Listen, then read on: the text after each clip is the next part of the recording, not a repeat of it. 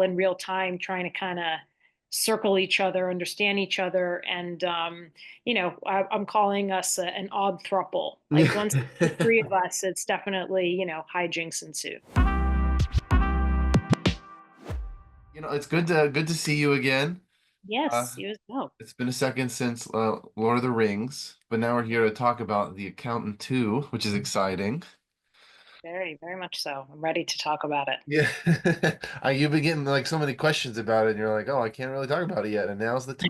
So, yeah, just my first question is just kind of, it's been 9 years since that first movie. On a personal level, and as a performer, how different of a place were you in coming into this movie compared to the first one? Oh, I mean, as different as anybody when you think back to where you were 9 years ago, what you were doing, what your life looked like. But in a really lovely way, as I've been preparing for the premiere tonight, because we're having our big sort of red carpet moment this evening, I was thinking back to the first premiere and that being really my first like proper red carpet, my first big studio movie. And it was thrilling. It was exciting. It felt like literally a dream come true in terms of whatever I had envisioned when I thought about what it would be like to be an actor in Hollywood. And I sort of had that moment all those years ago. And so it's really interesting to take stock of it now and feel like a much more sort of centered, confident version of myself, which feels very apropos for Mary Beth Medina, for where the character is 9 years ago to where she is now. So there's like a nice sort of parallel going on for myself and the character. Yeah, yeah. It must have felt kind of like a high school reunion in a lot of ways, because like a lot of the people are from the first movie, and then being able to just reunite after so long. Yeah, definitely. I mean, obviously, you see the people that are in front of the camera, the actors who are returning, but there are so many people involved behind the scenes. Obviously, both our writer Bill Dubuque and director Gavin O'Connor, our producer Lynette Howell, our camera ops. When I walked in on the first day, it was sort of seeing all these familiar faces. And we also got to film in Los Angeles, which we, in the first movie filmed in Atlanta. So it was just a really lovely sense of, okay, there's something familiar here that I can latch onto that gives me comfort. But there are also all these wonderful new people that we're bringing, into the fold. And yeah, I think that we have come up with something that is going to satisfy longtime fans of the first movie and give them something new to hopefully watch on repeat, as I know a lot of people do with the first movie. When audiences first see Medina, in this second film, where is she? Like mentally and just professionally, where does she start this journey at? So she's sort of like the new Ray King in a sense. We see at the end of the first movie that he's sort of passing the proverbial baton, so to speak. And we are taking the time jump in the movie as well. So we've got, this 8 year sort of time jump, and we see her in this elevated position at the Treasury Department. But along with that promotion, there's also the feeling of imposter syndrome and a bit of, could I have done this on my own merit? Would I be here if I'd sort of taken the traditional path? So there's that sort of slight discomfort, but before you know it, she's sort of set on this journey. And she is going to get to come face to face with the man that she was pursuing all those years ago, which is the accountant. Has the thought of Wolf kind of getting away been a heavy burden to her over these years? I don't know if it's so much a burden, but I think there's more the burden of the discomfort of somebody who is very much about the rule of law and being on the right side of the law to serve justice, and all of the kind of complications when you know that you're bending the rules for the greater good, for her justification. But, really, I think when she comes face to face with him, it is that clash of, I follow the rules, you're clearly a rule breaker, but we're also both wanting the same thing and we're both trying to sort of solve this puzzle. So a lot of the discomfort comes from this clash, but also in the sequel, a lot of humor comes from these two who just are kind of like not quite the right fit. And I love that this movie is actually hilarious. Like it's really funny, and I think that that's going to be a pleasant surprise for audiences. The big thing this time around is, not only does Medina get to, come across Wolf again, but she gets to team up with him instead of hunt him down. How did that change the dynamics at play with these characters? Well, I love that in the first movie, both for the characters, but also for, myself as an actor. I never got to work with Ben in the first movie. I pursued him. I stared at the photo a bunch of times. I saw him once, on the first day and again on the last day. So what's really great is there is an actual, oh, like here you are in the flesh, this sort of mythological character of Christian Wolff. And now we're going to work together. And now I'm going to sort of see up close how you operate, because it's one thing to sort of study a person and understand them on a page. And it's entirely something else to have firsthand experience with them. So I love that, I too had the moment of, oh, I'm going to get to work with Ben. I'm going to get to work with John. I have not worked with them. I don't know what the process is going to be like. And it turned out that it served the characters really well, because they're all in real time trying to kind of circle each other, understand each other. And, I'm calling us an odd thruple. Like once the three of us, it's definitely, hijinks ensue.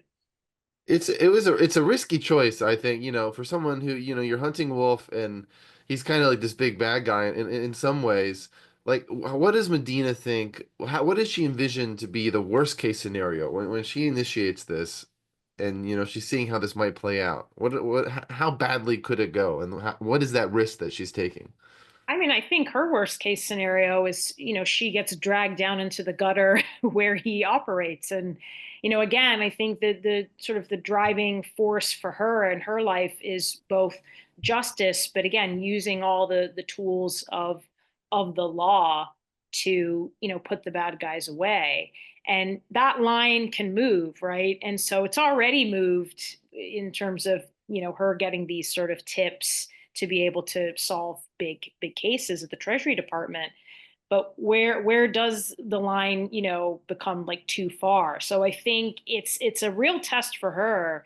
And at a certain point, it's also like, I could just do this by myself, guys. Like this is like, we are not the same, even though we're trying to do the same thing. So I think that that's really her journey, over the course of the movie. So you're going to see from beginning to end where she kind of lands, on that question of, justice and what's the best way to get it. We mentioned John Bernthal's Braxton, who gets to join the party with you and Ben. Can you like we discussed it a little bit, but just talk more about how awesome it was to work alongside both Ben and John, and what were some of those scenes that you got to be a part of with them that you were like, man, I didn't think that I would get to do this. Yeah, I mean, it's sort of having essentially the best front row seat to a performance and then somehow finding yourself in the middle of it, because it's like watching a ping pong match as these two brothers and these two actors sort of lob the ball back and forth. And they both have very different styles, which suits the character. And so, John would sort of throw out these sort of improvised lines, and, Ben's reacting in real time, and I'm just literally trying to make heads or tails of it, and also say, what, I can't, again, I don't want to be sort of dragged down to your level as characters. So it was a lot of fun, and I felt like, when you're trying to raise your own game as an actor, you want to be working alongside peers that you feel like are operating at a high level. So I was just really excited that it's like these guys who I admire as actors and creatives, I'm going to get to sort of, join them and join the party. On a character level, how does Medina see Braxton compared to Wolf? Oh, I think she sees Braxton as a much more extreme and worse option.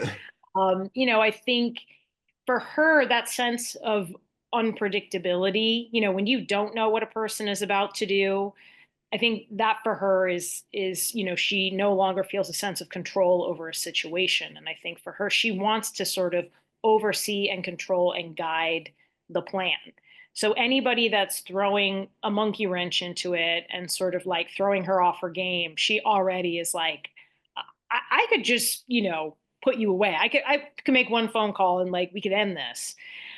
So she's really sort of having to look to Christian to kind of gauge like, are we really doing this? Like, am I really sort of going along with this based on your kind of advice, in a sense? So yeah, I mean, I think like in some ways they're really on polar opposites, of the law. But maybe in an alternate universe in another life, maybe they'd be like grabbing a beer together. Who knows? Does Medina have any chaotic siblings of her own? We established in the first movie that she has a sister, and basically, when they were young, the reason why she kind of ended up in the system, like in juvenile detention, was that she basically beat up on people who were a bad influence. And so I think there's a sense of being a protector. And again, that early fork in the road moment where there's maybe a version of Mary Beth Medina where she could have gotten into the system, become a criminal herself, but she sort of took a different path. And so I think like she would have a very different relationship to her sibling. But I love that for people who do have siblings or people in their life who are like siblings, it's a complicated relationship, right? I think this movie, that's the most accessible thing I think for audiences, just that sense of, your sibling can be like your best friend and also the person you have like the biggest fights with and everything in between. So I think that really resonates, I think, with a lot of people. I have to pivot, and I wanna switch the tables on you, and I gotta ask about Rings of Power real quick. Okay, ask away. I'll Yeah. say what I can. Season 3, it's happening. When do you get to go back to Middle Earth? When do you get to re-enter that world? I get to go back someday, and you're right. That season three Yeah. is happening. It's imminent, and I'm excited. I mean, it's a huge sort of shift from, something like The Accountant back to Middle Earth. And really, we wrapped, we're getting now to the 2 year mark, if you can believe that, of when we wrapped production on second season. So it's been interesting to take this giant step back, maybe even return and get a sense of, myself, Cynthia again. And slowly but surely, I will, soon, pick up the crown, so to speak. Just get back into that mode and get back to Midiel. So I'm very excited for that. Can you think fans can be hopeful for maybe 26, or are we gonna wait longer, you think? I know that this show in particular takes a while because of the special effects, and there's a lot of things to juggle, so. For sure. I mean, that's definitely above my pay grade, but as I have learned myself, I always want these things to happen sooner. I mean, even for The Accountant, again, it took us 9 years. I don't think that was ever anybody's intention.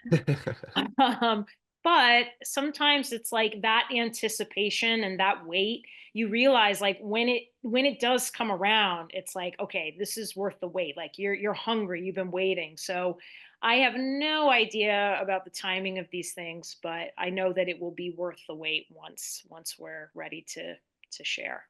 Last Rings of Power question. I gotta ask, can you give any vague story teases for Muriel? I don't know that I have story teases for Midiel. What I can say, which I know is out there, is that we are doing a time jump. And so what I think is going to be really interesting about that is, where we leave off at the end of season two. Obviously, Farazan sort of has her, before him in chains. It's clear that the implication she's going to be kind of like tucked away somewhere, to try and tamp down any sort of rebellion. And the guys are really creative at, both utilizing the lore and working within it. But as we advance with a time jump, I'll be curious to see where we pick back up. So, who knows what's happening off screen when we pick back up. I'm sure we'll be in a very interesting place, with Midiel and all the rest.